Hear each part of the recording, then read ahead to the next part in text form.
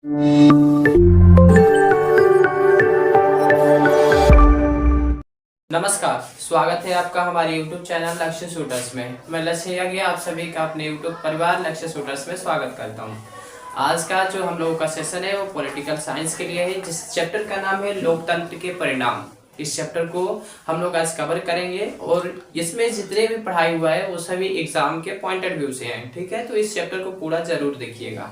अब दूसरा चीज, हमने जो भी बाकी वीडियोस को बनाया उसको भी जरूर देख लीजिएगा। शायद क्या कहें 100% आपके एग्जामों में काम देंगे, ठीक है। तो आज के टॉपिक को स्टार्ट करने से पहले हम लोग 2 लाइन कुछ मोटिवेशन कर लेते हैं, उसके साथ ही हम लोग वीडियोस को स्टार्ट करेंगे, ठीक है।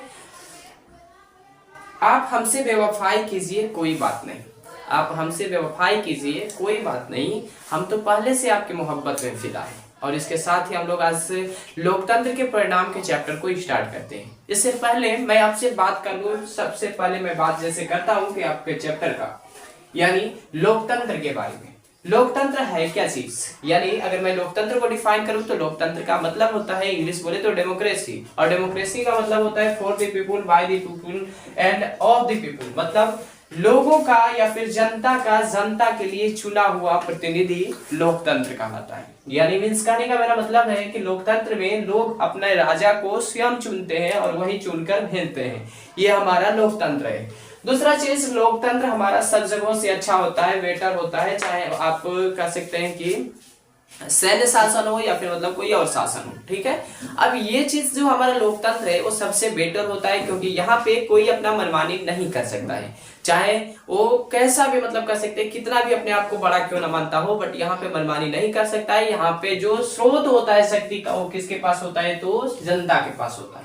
यानी पावर जो होता है वो सिर्फ जनता के पास रहता है। जनता जिस व्यक्ति को चाहे उसको उखाड़ कर फेंक सकती है और वहां पे नए व्यक्ति का चुनाव करके ला सकती है। ये it is a democracy and कह सकते हैं यही हमारा लोकतंत्र है, ठीक है। तो इस चैप्टर को हम लोग अब स्टार्ट करते हैं। मैंने सबसे पहले एक प्रश्न किया है और इसी प्रश्न में आपको आंसर भी दे दिया है कि हम लोकतंत्र के परिणामों का आकलन कैसे कर सकते हैं, यानी जो हम लोग आकलन करते हैं उसको कैसे कर सकते हैं। तो सबसे पहले इसका आंसर मैं देने स्टार्ट करूं तो इसमें है कि संघर्षों को हल करने के लिए विधि प्रदान करना। मीन्स अर्थात विधि का मतलब होता है कानून प्रदान करना। लोग जो किए हुए संघर्ष स्ट्रगलिंग किए हुए उनका भाई कुछ ना कुछ तो मिलना चाहिए, अनुदानित मिलना चाहिए। तो उसके लिए हम लोग क्या लाते हैं भाई, विधि लाते हैं। और विधि में क्या करते हैं, कानून। विधि का मतलब होता है कानून, और वैसा कानून लाते हैं जो कि लोगों के हित में हो, मतलब कि लोगों को अच्छा लगे, अच्छे कामों के मतलब कह सकते हैं उनसे उनको प्रोत्साहन मिले।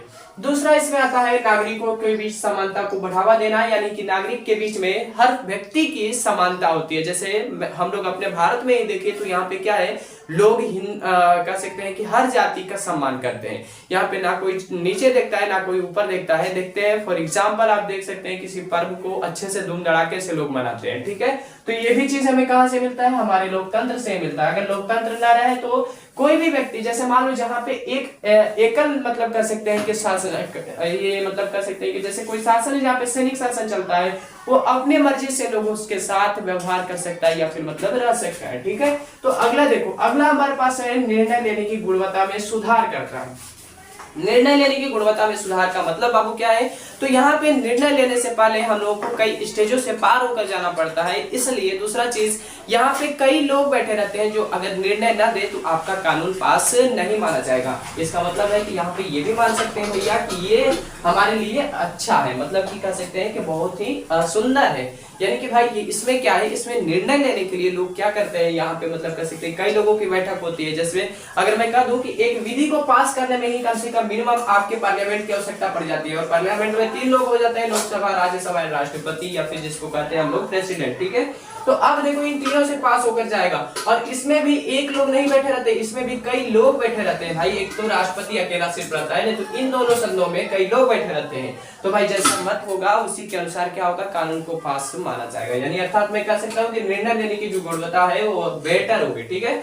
अब देखो अगला हमारा क्या है, व्यक्ति के मान सम्मान में वृद्धि होता है। यानी लोकतंत्र में व्यक्ति की जो कह सकते हैं कि रिस्पेक्ट है वो ज्यादा होगी, कम नहीं होगी बल्कि ज्यादा होगी। अब देखो फिर अगला मैंने लिखा कि गलतियों को सुधारने के लिए अनुमति देता है। अगर आपसे कोई भी एक बार गलती हो गई तो उसको क्या करता है भाई कि सुधार लो, अगली बार से ऐसी गलती मत करना। लेकिन अगर कहीं भी दूसरी शासन आती है तो वहां पे आप डायरेक्टली क्या कर सकते हैं, शूट आउट कर सकती है। देखो कुछ हद तक ये सही है लेकिन कुछ हद तक के लिए ये सही नहीं है। जैसे मतलब मान लो हमारे यहाँ कहा जाता है कि बलात्कार को कर दिया तो अगली बार उसको सुधारने के लिए ये दे दिया जाए, ठीक है, या मतलब कह सकते हैं कि उसको अगली बार सुधारने के लिए एक चांस दे दिया जाए। लेकिन ये गलत है, इसके लिए बल्कि चांस हमारा नहीं मिलना चाहिए। क्यों नहीं मिलना चाहिए? किसी ने किसी माँ की या फिर कालो बहन की एक बार इज्जत चली गई तो उसकी इज्जत लौट कर नहीं आ सकती। इसलिए कुछ ऐसी सेपरेट चीज रखनी चाहिए जिसमें कि इसको माफी नहीं दिया जाए बल्कि उसको शूट आउट का ऑर्डर दे दिया जाए, ठीक है।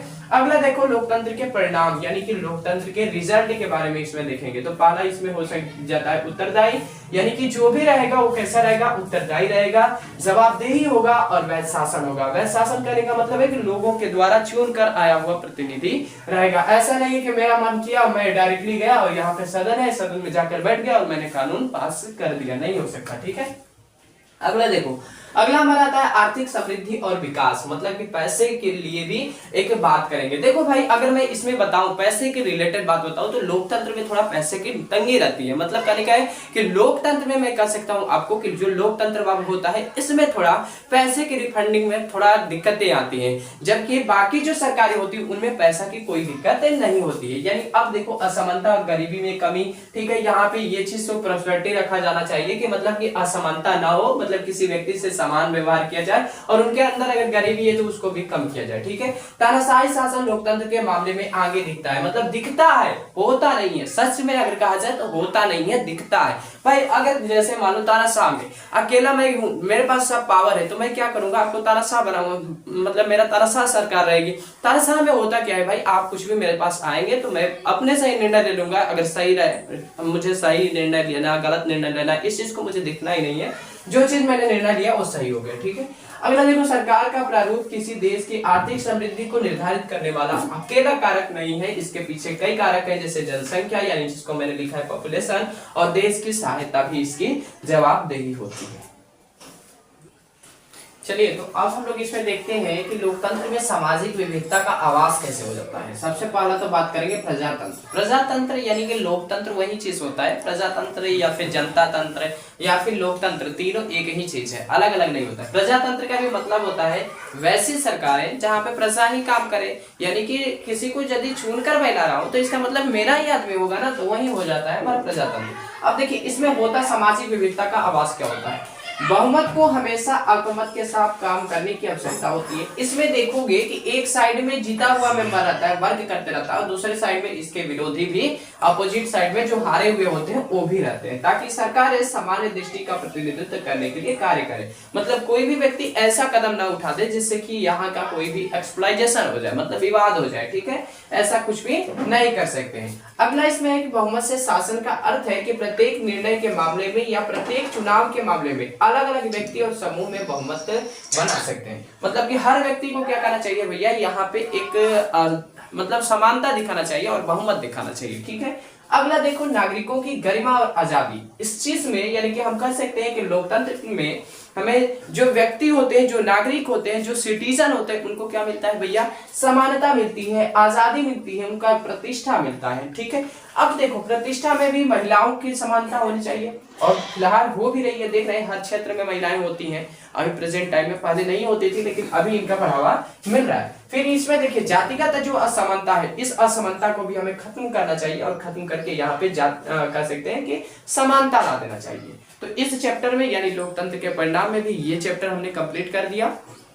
अब कह सकते हैं कि अगले चैप्टर को देंगे, मिलेंगे हम लोग एक नेक्स्ट वीडियो के साथ। इस चैप्टर में इतना ही, तब तक के लिए जय हिंद, जय भारत, जय बिहार।